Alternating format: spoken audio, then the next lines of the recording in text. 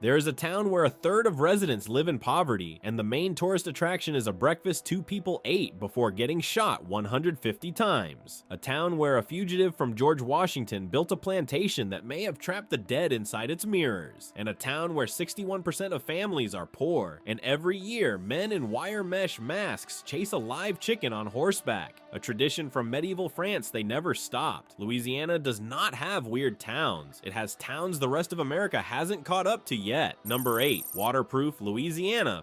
Population 534. Poverty rate above 34%. Median home value $67,000. About 70% below the national average. In the early 1800s, a steamboat captain watched a man named Abner Smalley standing on dry ground while everything around him flooded and yelled, "Well, Abner, I see you're waterproof." That became the town's name. Most places get named after generals or rivers. Waterproof got its name because one man failed to drown. Imagine driving through flat northeastern Louisiana and passing a highway sign that says nothing but waterproof. No explanation, just the word, like a dare. In a state losing a football field of land to the Gulf every hour since 1932, naming your town after the one time the ground held is either stubborn optimism or very dark humor. Louisiana considers it both. Number 7.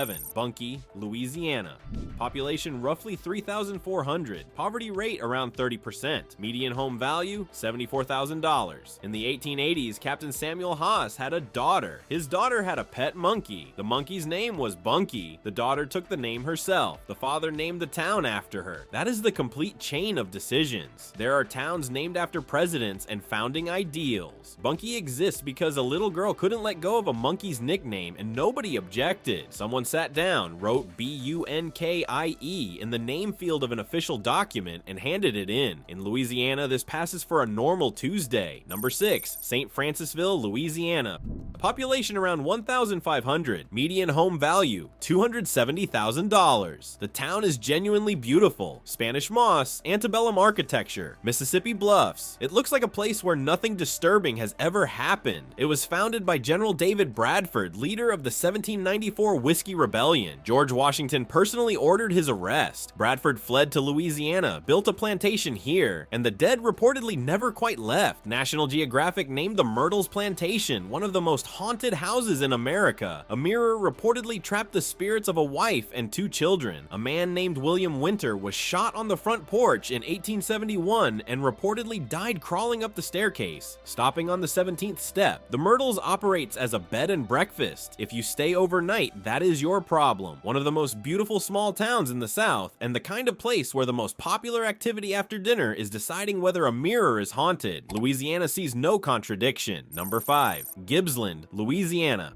Population 739. Median household income $20,915. Poverty rate 34%. No hotels. One school. Nearest city with 50,000 people 37 miles away. On May 23, 1934, Bonnie Parker and Clyde Barrow ate breakfast at Ma Canfield's Cafe. Scrambled eggs, 2 sandwiches for the road. Then drove south on Highway 154 toward what 6 waiting lawmen had decided would be the last 2 miles of their lives. Between 100 and 150 rounds in under 2 minutes. The town swelled from 2,000 to 12,000 within hours as people drove in just to look at the car. The cafe is now a museum. The ambush site marker was vandalized so many times someone eventually stole the bronze historical plaque. Never replaced. Every May, Gibbsland reenacts it all. Actual woods, actual road, lawn chairs, pancake breakfast beforehand. Gibbsland spent 60 years distancing itself from the story. Then it built a museum, a festival, and pancakes next to a replica morgue. A town where a third of residents live in poverty found that its most reliable economic asset is the morning 2 people ate their last meal 90 years ago. Louisiana does not waste its tragedies, it schedules them. Number 4, Abitta Springs, Louisiana. Population 2,752. Median household income around $68,000. By Louisiana standards, practically prosperous. Craft brewery, bike trail, farmer's market. Its second biggest tourist attraction is a half alligator, half dog sculpture named Daryl. The Abitta Mystery House. The UCM Museum, pronounced UCM for Unusual Collections and Minitown, has been open since 1993 in a former gas station. Founder John Preble rebel filled it with over 50,000 found objects. Arcade machines, a room lined with hot sauce bottles, robots made from circuit boards, and Daryl. One visitor called it a thrift shop deep in the bayou in 1956 after a hurricane and extraterrestrials both came through. Admission is $3. The Abita Mystery House runs on the principle that weirdness done with complete sincerity is its own kind of art.